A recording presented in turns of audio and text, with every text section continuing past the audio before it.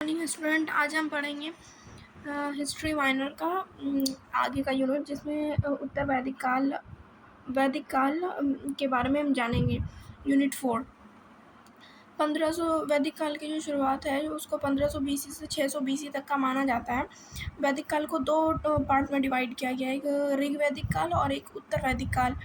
ऋग वैदिक काल को 1500 BC से 1000 BC तक और उत्तर वैदिक काल को 1000 BC से 600 BC तक। वैदिक काल, जिसमें वैदिक काल के समय में जो नदियों के नाम थे वो वितास्ता, उस समय जो जिस नदी का नाम वितास्ता था, अभी उस नदी का नाम झेलम है।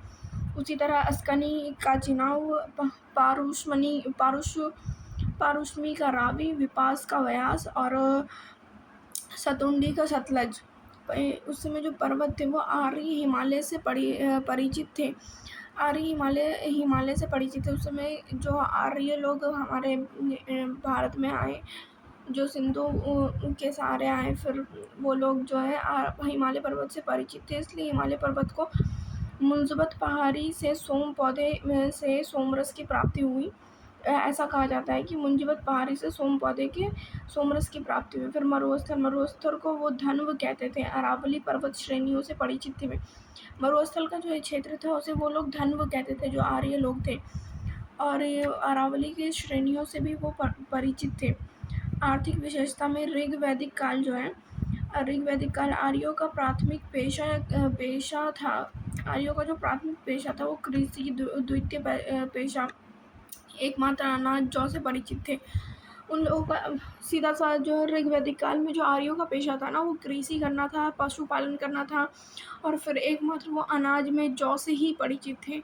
फिर इनके जीवन के विभिन्न गाय पशु का महत्व था। अंततः जीवन से संबंधित शब्दावली भी इससे जुड़ते, जैसे गोप्ता को राजा कहते थे ये लोग, गविष्ठ को युद्ध, अधन्य को गाय, गोधूली को समय, गवयुति को दूरी, दुहिता को पुत्री, गोहांत को अतिथि। फिर शिल्प उद्योग।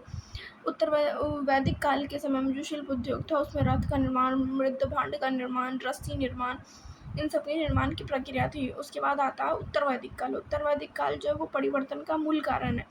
मतलब जो वैदिक सभ्यता में जो परिवर्तन आया है वो उत्तर वैदिक काल के कारण आया है, ऐसा कुछ सोर्सों से पता चलता है। भूमि स्वामित्व की अवधारणा, लोहे का ज्ञान, इन सब के बारे में जो है उत्तर वैदिक काल के बारे में पता चली। कृषि प्रमुख पेशा बन गया था उत्तर वैदिक काल का। गेहूं, जौ, चावल का उत्पादन होने लगा। लोहे का सर्वप्रथम प्रयोग उसके बाद में युद्ध शास्त्रों के रूप में किया जाने लगा, क्योंकि उत्तर वैदिक काल तक तो हमें लोहा प्राप्त हो चुका था, और अब हम लोहे का प्रयोग जो है वो युद्ध के शस्त्र बनाने के लिए कर रहे थे। शिल्प उद्योग में विविधता नहीं आई थी, बट उस समय तक शिल्प उद्योग कहीं ना कहीं विकसित हो चुका था। फिर वस्तु विनिमय प्रणाली मौजूद थी, वो तो हड़प्पा सभ्यता के समय से ही मौजूद थी, वस्तु विनिमय प्रणाली। वैदिक काल या वैदिक युग उस काल को निर्देशित करता है जब भारत में वैदिक संस्कृति के ग्रंथ की रचना की गई थी। शाब्दिक रूप से आर्य का अर्थ होता है अच्छा या फिर श्रेष्ठ। मतलब वैदिक काल को हम उस रूप में समझते हैं जब वैदिक संस्कृति के ग्रंथों की रचना की गई थी। अनुमानता है, मतलब अनुमान लगाया जाता है कि आर्य जो है वो मध्य एशिया से प्रवासी के रूप में भारत उपमहाद्वीप में विभिन्न चरणों में 2000 से 1500 ईस्वी पूर्व के दौरान आए। अपना प्रभुत्व सिद्ध करने के क्रम में आर्यों ने अपने आप को आर्य कहा और अपना विरोधियों को अनार्य, दस्यु या दास कहा। मतलब आर्यों का मानना था कि जो उनके पक्ष में है वो आर्य समाज के लोग हो जाएंगे, और जो उनके पक्ष में है वो आर्य, दस्यु या फिर उनको वो लोग दास बना के रखे हुए, तो इसलिए दास कहा गया। ऋग्वेद जो है वो 1500 से 2000 ईस्वी पूर्व में 10 मंडल, 1028 सुकूत एवं 10,462 रचाएं हैं। ये मंत्र विभिन्न देवताओं के सम्मान में गाए जाते थे और उन्हें उच्चारित किए जाते थे, उनके लिए ही उच्चारित किए जाते थे। गायत्री मंत्र को ऋग्वेद में लिया गया है। गायत्री मंत्र को ऋग्वेद से लिया गया है। सिंधु और उसकी सहायक नदियाँ सप्त सिंधु कही जाती थी। सिंधु और उसकी सहायक जो नदियाँ थी उसे सप्त सिंधु कहा जाता था। यजुर्वेद यज्ञ, प्रार्थना और पद्य का एक ग्रंथ है। यह ग्रंथ और पद्य दोनों में लिखा गया है, या गद्य और पद्य दोनों में लिखा गया, सॉरी।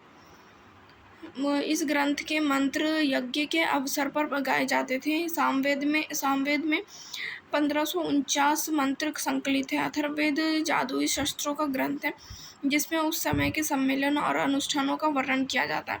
फिर आता है ब्राह्मण ग्रंथों की रचना। वेदों के बाद वेदों के मंत्रों की व्यवस्था करने के लिए की गई थी। ये गद्य में लिखे गए और इनके स्वरूप अनुष्ठानिक है। वैदिक सभ्यता की समय सीमा का विभाजन इस प्रकार किया जाता है, जैसे ऋग्वैदिक को मैंने इससे पहले बताया 1500 से 1000 ईस्वी और उत्तर वैदिक को 1000 से 600 ईस्वी। पंजाब एवं अफगानिस्तान दो ऐसे क्षेत्र हैं जहाँ आर्य सर्वप्रथम बसे। फिर मैक्स मुलर ने यह माना कि आर्यों का मूल निवास स्थान मध्य एशिया था। आर्यों के द्वारा विकसित की गई सभ्यता को ही वैदिक सभ्यता के नाम से जाना जाता है। आर्यों के द्वारा प्रयोग की जाने वाली भाषा जो थी वो संस्कृत थी। मतलब आर्य जो भाषा का प्रयोग कर रहे थे वो संस्कृत थी। आर्यों को समाज के पितृ प्रधान माना जाने लगा। जैसे हड़प्पा सभ्यता में मातृसत्तात्मक जैसे वहाँ औरतों की पूजा होती थी, वहाँ महिलाओं को अधिक सम्मान दिया जाता था। तो आर्य के आते आते तक पितृसत्तात्मक समाज हो गया था ये। वैदिक सभ्यता में बाल विवाह, प्रथा इन सब का प्रचलन नहीं था। मतलब इन सब का प्रचलन अभी तक वैदिक सभ्यता में नहीं आया था। आर्य मुख्यतः 3 प्रकार के वस्त्र पहनते थे, वाश, अधिवास और उसनी। अंदर पहनने वाले कपड़े को नवी कहा जाता था। आर्यों का मुख्य व्यवसाय जो पशुपालन करना, कृषि करना, ये सब था। यह आर्य कृषि भी करते थे। आर्यों में सर्वाधिक प्रिय देवता इंद्र थे। आर्यों के जो सर्वाधिक प्रिय देवता हैं वो इंद्र थे। आर्यों का सर्वाधिक प्रिय पशु वो घोड़ा। इवन हमें हड़प्पा सभ्यता से भी घोड़े के पैर के निशान मिलते हैं, लेकिन घोड़े के सिर्फ पैर के निशान मिलते हैं। तो इस तरह हड़प्पा सभ्यता में भी थोड़े साक्ष्य मिले थे घोड़े के। और आर्य का तो प्रिय पशु ही घोड़ा था। आर्य अग्नि देवता की पूजा करते थे। उनका मानना था कि अग्निदेव मनुष्य एवं देवता के बीच मध्यस्थ की भूमिका का निर्वाह करते हैं। सत्यमेव जयते मुंडकोपनिषद से लिया गया। अच्छा, मुंडकोपनिषद से लिया गया। मुंडकोपनिषद अथर्ववेद से ग्रहण किया गया। अल्टीमेटली मुंडकोपनिषद अथर्ववेद से ग्रहण किया गया, यानी सत्यमेव जयते अथर्ववेद से लिया गया। आर्य द्वारा खोजी गई धातु लोहा थी, जिसे श्यान अयस्क कहा गया। गायत्री मंत्र का संबंध ऋग्वेद में है। यह सवित नामक देवता को संबोधित मंत्र है। बौद्धिक काल में रामायण एवं महाभारत 2 महाकाव्य का सृजन हुआ। महाभारत संसार का सबसे बड़ा महाकाव्य है। इसका पुरातन नाम जय संहिता है। फिर वैदिक और उनके ब्राह्मण। ऋग्वेद, सामवेद, षड्विशंद, यजुर्वेद, अथर्ववेद। तो ऋग्वेद जो ब्राह्मणी है वो ऐतरेय और कौशिकी, सांख्य, ये लोग इस कैटेगरी के ब्राह्मण आते थे। उस तरह सारे वेदों के अलग अलग ब्राह्मण निर्धारित किए हुए थे। फिर आर्णायक मुख्यतः साधु, संतों और जंगलों में रहने वाले विद्यार्थियों के लिए लिखा गया है। गाय को न मारे जाने वाले पशु की श्रेणी में रखा गया है। वेदों में गाय की हत्या करने के लिए मृत्यु दंड का देश निकाला का व्यवहार था। मतलब गाय जो एक देवी की तरह पूजी जाती थी, तो गाय हत्या पर बहुत कठोर दंड दिए गए। उपनिषद में धार्मिक अनुष्ठानों के विपरीत ब्राह्मण और जीवों के बीच संबंधों के विषय में चर्चा है। उपनिषद जो है वो दार्शनिक संग्रह है और इन्हें वेदांत कहा गया है। वृदारण्यक 108 उपनिषद में सबसे प्राचीन उपनिषद है। ऋग्वेद के अनुसार प्रसिद्ध दास राजन युद्ध का 10वां राजा के मध्य का युद्ध। तितित्सु परिवार में राजा भरत का एवं 10 सुप्रसिद्ध जनजातियों के संग पिरु। मतलब इन सब युद्ध के नाम है, इसको इतना याद रखना कोई ज़रूरी भी नहीं है। पुरुषिनी नदी के किनारे लड़े गए इस रक्त रंजित और निर्णयात्मक युद्ध में भारत विजयी हुआ। सभा और संस्कृति वैदिक सभ्यता कार्य को नियंत्रण करती थी। इनमें 2 सभाएँ, प्रजापति और 2 पुत्रियाँ कहा जाता था। वैदिक सभ्यता की जो प्रशासन थी उसमें कुल ग्राम, विश्व, जन, राष्ट्र इन लोगों में डिवाइडेड था। वैदिक आर्य प्रकृति की शक्ति की पूजा करते थे, जैसे पृथ्वी, अग्नि, हवा, वर्षा और बिजली। उनका उनका मुख्य पेशा पशुपालन था। राजा जनजाति की सुरक्षा के लिए उत्तरदायी था।